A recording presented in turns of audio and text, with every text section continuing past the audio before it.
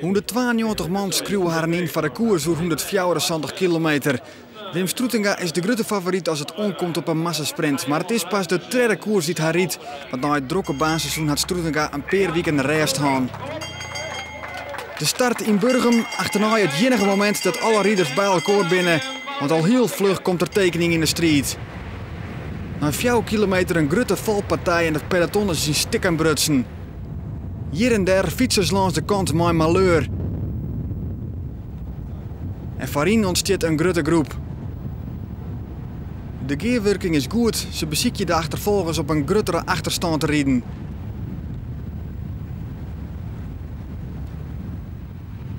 En in het midden van die groep Wim Stroetinga. Hij zit dus goed van varen. Maar vooruitbluwen, dat is een hele tour. En hier rekt teken Piet van der Werf van Deersum. Waart dit hier al treden bij de ronde van de Veenkoloniën en nou ek knap voorin. Maar dan, hoe de klinkers in de bocht. Waar looit er op een groen? Het is teken Piet van der Werf. Maar hij klimt wel vlug weer op een fiets. En dit is 200 meter verder, weer een valpartij. En dit zocht er slimmer uit. Tal ploegmaats van der Werf erbij en Lars Bartlau is er het slim stond daar. Grutte Jaap hoe de varhollen en hij zal de koers net uitrijden. Spannend moment bij het spoor. Want de bomen zijn dicht en daar moet er net 1 uur heen. Maar het peloton komt er achterom denderen. De radiowijn, wat materiaalauto's. En de politie en daarachter het peloton. Een perfecte change-regeling. En dat zeg ik wel eens oors.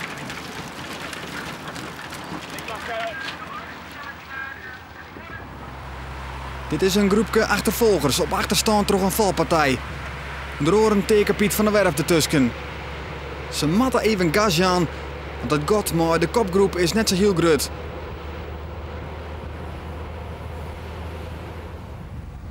Ek Niek Hooghiemster in de achtervolging. Hij is op het paard waarom. Hier verliezen hier een beroerd seizoen wie u traint. Maar lip het nou op bij de Friese Leeuw. En de achtervolging had succes, want de man komt erbij.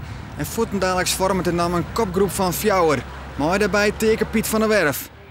Het zelfskip van Jaap Kooijman, Dennis Smit en Stefan Poutsma. Gearwerking is goed, maar de vastsprong wordt lietser.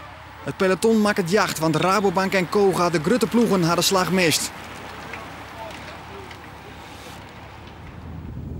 Stefan Poutsma, hij houdt uiteindelijk het langst staan. Maar 1 ronde voor de eind werd hij weer ompakt.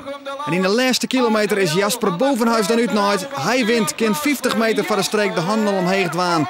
Hij verrast Wim Stroetinga die naar een tweede plek sprint. En het is dus dan een pure gok in het eind wat je doet. Want Bloosbaar Bovenhuis, ja, dan kerst er misschien uitroeien.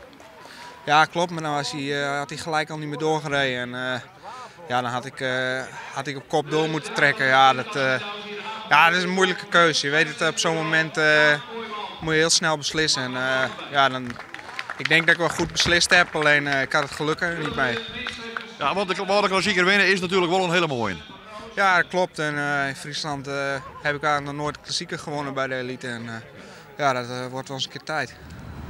Teken Piet van der Werf joeg de koerskleur, maar hij kwam aan de eind toch te kwad. Ik wil in de overval gaan en toen de laatste 2 routes ben we weer ompakt. Dat was jammer en toen ik nou een beetje mijn kroet verzitten. Ja, probeer eerst in de sprint nog wat te dwalen. Maar ik vind echt een pittige koers. De heegste tree van het podium is voor Jasper Bovenhuis. Wim Stroetinga werd tweede voor Robin Wennekes die als tweede eindigt.